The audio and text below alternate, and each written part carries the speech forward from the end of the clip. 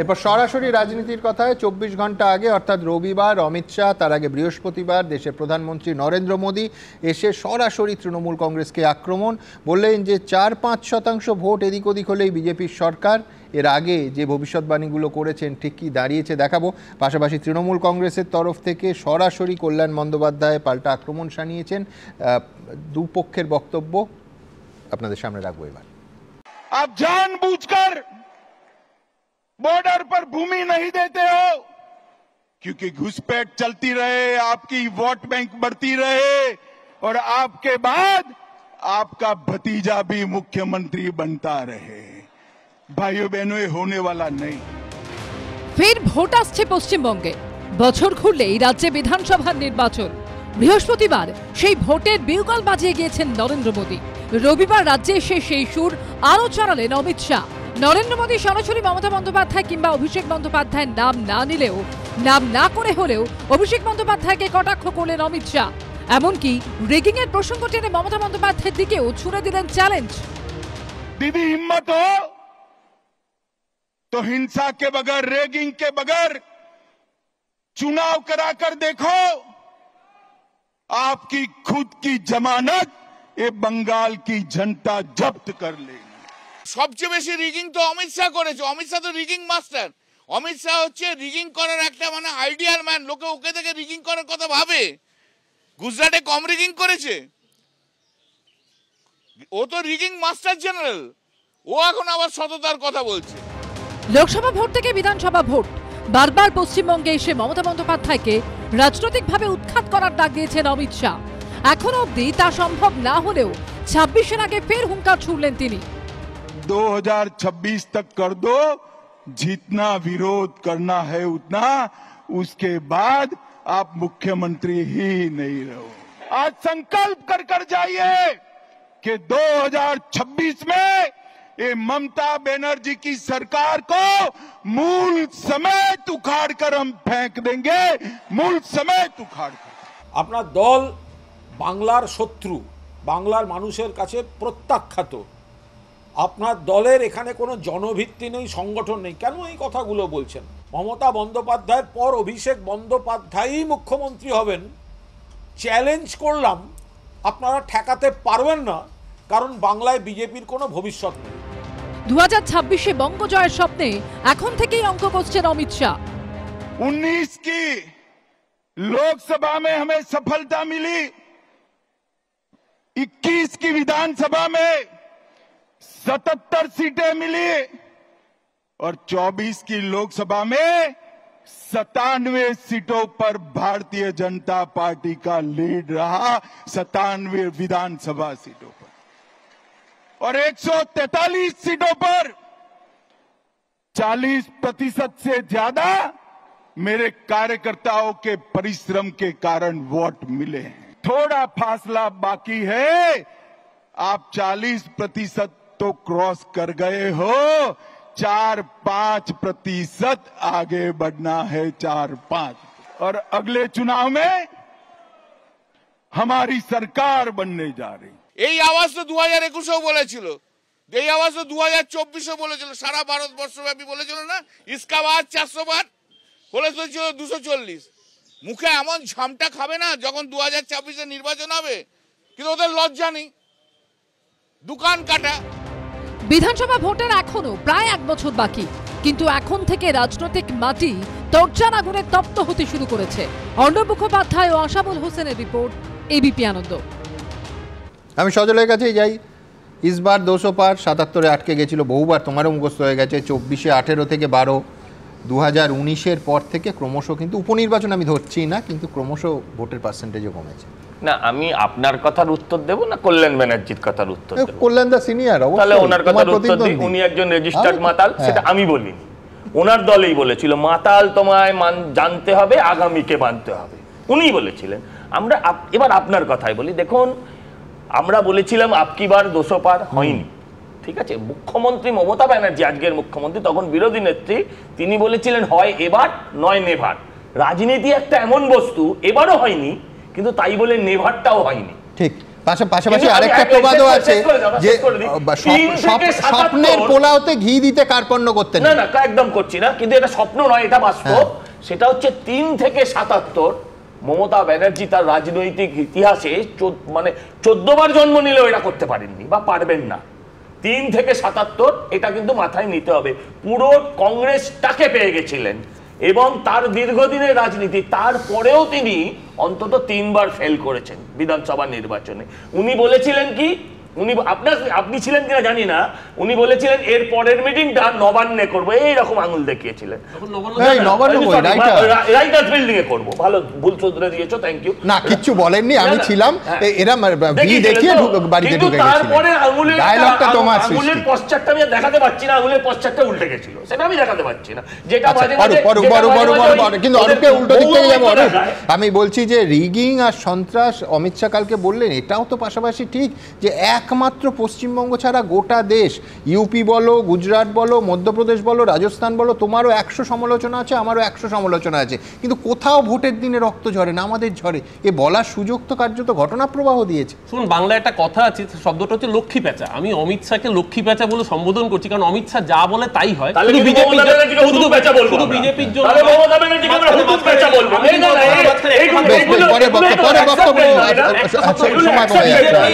নয়, বিজেপির জন্য নয়, সেটা তৃণমূলের জন্য হয়। কারণ আগেরবার বলেছে 200 পার, তৃণমূল 214 পেয়েছে। আমি খুব পরিষ্কারভাবে বলি, কালকে অমিত শাহ একটা এত বড় বড় কথা বললেন, বর্ডার ইত্যাদি ইত্যাদি ইত্যাদি। আচ্ছা, পেহেলগাম যে হামলাটা হলো, বর্ডারটা পেরোলো কোথা থেকে? পেহেলগামের দূরত্ব বর্ডার থেকে প্রায় 80 কিলোমিটারের বেশি। জঙ্গিরা বর্ডারটা পেরোলো কি করে, 80 কিলোমিটার ট্রান্সপোর্ট করে এলো কি করে ওই অস্ত্র নিয়ে? আজ অব্দি যে 4 জন দুষ্কৃতীর ছবি এনআইএ পাবলিশ করেছে, আচ্ছা শুধু পেরালো আর মানে হয়তো ফিরে গেছে, তাদের খুঁজে পাওয়া গেল না। আমি যা শেষ করে আপনি সজলকে তো বলতে দিয়েছেন। দ্বিতীয় কথা, পার্থক্যটা কোথায় দেখুন, তোমারকেই সমর্থন করলাম। পার্থক্যটা কোথায় দেখুন, গতকালকে একই সময় দুটো সভা হয়েছে, 2 জন বক্তৃতা দিয়েছেন। অমিত শাহ যেই সময় দাঁড়িয়ে নেতাজি ইন্ডোরে দাঁড়িয়ে বিজেপির হয়ে ভোট চাইছেন, ওই একই সময় তৃণমূলের সর্বভারতীয় সাধারণ সম্পাদক ভারতবর্ষের হয়ে গলা ফাটাচ্ছেন কুয়ালালামপুরের মাটিতে সন্ত্রাসবাদের বিরুদ্ধে। বিরোধী দল তার নেতা অভিষেক ব্যানার্জি ভারতের পক্ষে গলা ফাটাচ্ছেন পাক সন্ত্রাসবাদের বিরুদ্ধে, আর দেশের স্বরাষ্ট্রমন্ত্রী যার দায়িত্ব দেশকে নিরাপত্তা দেওয়া, এইটাই চরিত্র।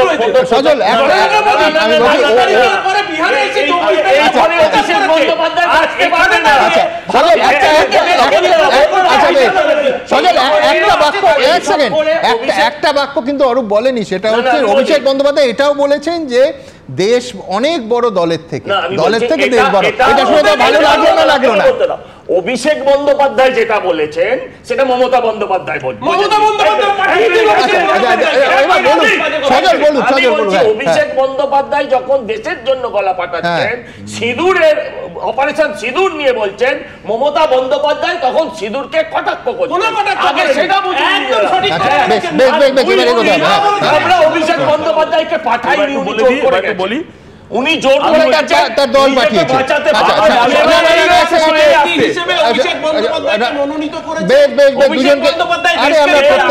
দুজনকেই থামালাম।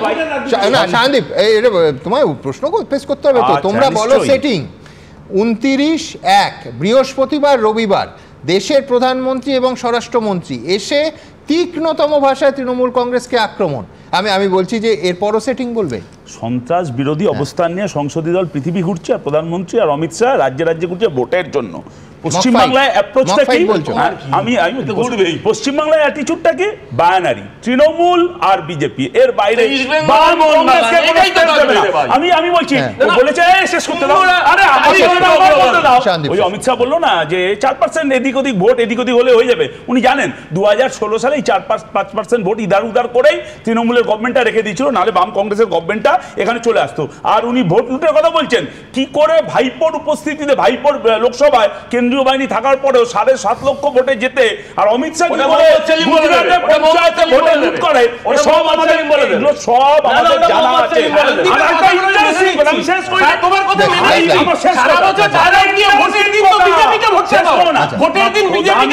অমিত শাহ কি করে জানলেন যে ভাইপো নেক্সট মুখ্যমন্ত্রী হবে? উনি হঠাৎ ভাইপো মুখ্যমন্ত্রীর কথাটা তুলে দিলেন, এই কারণেই কি বিজেপি ঠিক করে দিচ্ছে? আমি জানি না, বলতে পারবো না। অনুব্রত মণ্ডলকে ব্ল্যাঙ্ক চেক দিচ্ছে কিনা, ভাইপোকে চিঠি দিচ্ছে কিনা, কারণ অমিত শাহ কি করে জানলেন যে ভাইপো মুখ্যমন্ত্রী হচ্ছেন?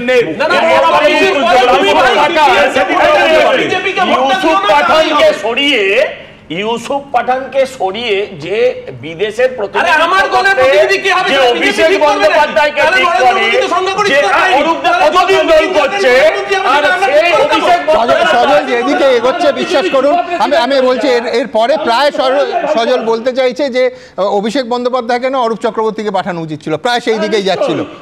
নিশ্চয়ই না, দল করে করে চুল দাড়ি সব পাঠিয়ে ফেললো। হালকা হয়ে যাওয়ার আগে ভয়ঙ্কর আজকে আক্রমণ করেছিলেন অমিত শাহ মুর্শিদাবাদ ইস্যুতে। একেবারে রাষ্ট্রের মদতে এই দাঙ্গা হয়েছে বলে পরিষ্কার অভিযোগ করলেন কেন্দ্রীয় স্বরাষ্ট্রমন্ত্রী, সরাসরি জবাব দিল তৃণমূল। দেখুন, ये स्टेट स्पॉन्सर दंगा था जिन्होंने हिंदुओं को अन्याय किया है। यहां मुर्शिदाबाद में जो कुछ हुआ, मालदा में जो कुछ हुआ, वो यहां की सरकार की निर्ममता का उदाहरण है। আগামী বছর বিধানসভা নির্বাচনে মুর্শিদাবাদের দাঙ্গা যে বড় ইস্যু হবে, পরপর দুদিন রাজ্য সফরে এসে তা স্পষ্ট করে দিলেন নরেন্দ্র মোদী ও অমিত শাহ। মোদীর থেকে বেশ কয়েক ধাপ এগিয়ে মুর্শিদাবাদ দাঙ্গার জন্য সরাসরি তৃণমূল সরকারকে দায়ী করলেন কেন্দ্রীয় স্বরাষ্ট্রমন্ত্রী। बंगाल सरकार के मंत्री इस दंगों में शामिल थे। ये स्टेट स्पॉन्सर दंगा था जिन्होंने हिंदुओं को अन्याय किया है। অমিত শাহ, আগে আপনার ইস্তফা দেওয়া দরকার। পহেলগাঁও দিয়ে ঢুকে এসে মেরে গেল, আপনি সেটা ঢুকতে পারলেন না। 50 কিলোমিটার আইন বাড়িয়ে কারা হাতে নিয়েছে? আইন সংশোধন করে আগে ছিল 15 কিলোমিটার, আপনারা বিএসএফ এর জন্য নিয়েছেন 50 কিলোমিটার। তা আপনি 50 কিলোমিটার নিলেন কেন, আপনারা যদি সামলাতে না পারবেন? মুর্শিদাবাদের দাঙ্গার পর বিএসএফ এর দিকে আঙুল তুলেছিলেন মমতা বন্দ্যোপাধ্যায়, যে বিএসএফ অমিত শাহর অধীনস্থ। রবিবার সেই প্রসঙ্গ টেনে মুখ্যমন্ত্রীর বিরুদ্ধে তোষণের রাজনীতির অভিযোগ করেন অমিত শাহ। বর্ডার এরিয়ায় বিএসএফ কাকে কাকে হাত করেছে এবং কিছু বাচ্চা ছেলেকে 5,000-6,000 টাকার বিনিময়ে ইট ছুড়িয়েছে। मुर्शिदाबाद में अभी हिंसा हुई, हमारा गृह मंत्रालय कहते कहते थक गया कि बीएसएफ को बुला लीजिए। हम नहीं बुलाएंगे क्योंकि बीएसएफ आती तो हिंदुओं की रक्षा करती। आज आपके नेताओं ने वो बीएसएफ को गाली बोला और आपके नेता वहां खड़ा रहकर दंगाइयों की हौसला अफजाई करते। ভোটের প্রচার যে ভোটের ওপর হিন্দু মুসলমানের রাজনীতি কেন্দ্রিক আবর্তিত হবে তাও ক্রমশ স্পষ্ট হয়ে যাচ্ছে। ममता दीदी, वक्फ के कानून का विरोध कर कर आप किसका पक्ष ले रहे हो? पूरा देश चाहता है कि यहां देशभक्तों की सरकार बने, तुष्टीकरण वालों की सरकार न बने। ওনারা বলেন হিন্দুকে এক হতে হবে, ওনারা অমুক অমুক ধর্মের বিরুদ্ধে বলেন, আমরা বলি সব মানুষকে এক হতে হবে। যখন উন্নয়ন থেকে সরে যায়, মানুষের কাছ থেকে সরে যায়, তখন এই ধরনের ধর্মীয় ভেদাভেদমূলক বিষ মাখানো প্ররোচনা এই সমস্ত হতে পারে। ভারতীয় জনতা পার্টি যারা জাতির জনকের হত্যাকারীকে পুজো করে, তাদের মুখে আর এর থেকে ভালো কি হবে? ইস্যু কি হবে তা স্পষ্ট। এখন ফায়দা কে তুলবে তা বোঝা যাবে ভোটের ফল বেরোনোর পর। আশাবুল হোসেন ও রাজীব চৌধুরী রিপোর্ট, এবিপি আনন্দ। প্রধানমন্ত্রীর পর কেন্দ্রীয় স্বরাষ্ট্রমন্ত্রীও মুর্শিদাবাদ হিংসার জন্য সরাসরি দায়ী করলেন তৃণমূল সরকারকে। এই অনুষ্ঠানেই আপনাদের দেখালাম।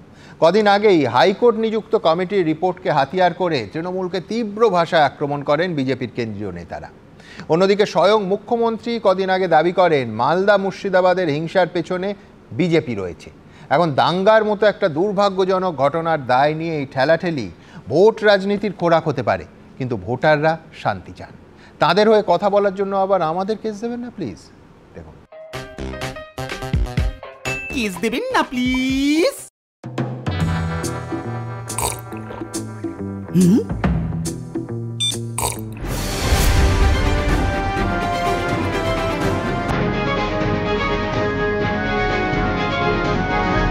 Yes.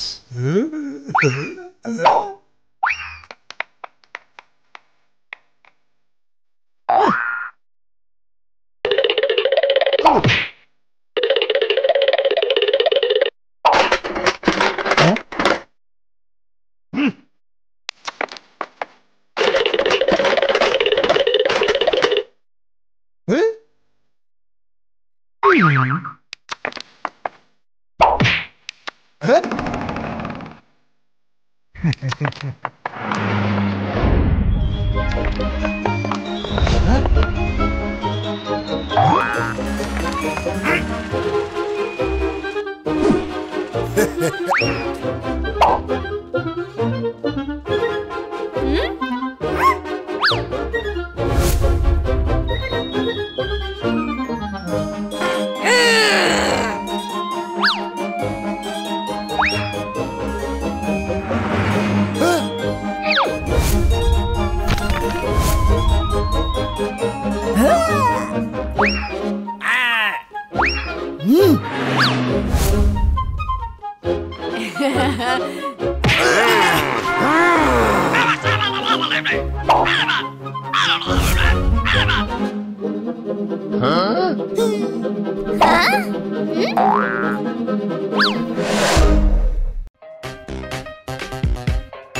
দেবেন না প্লিজ।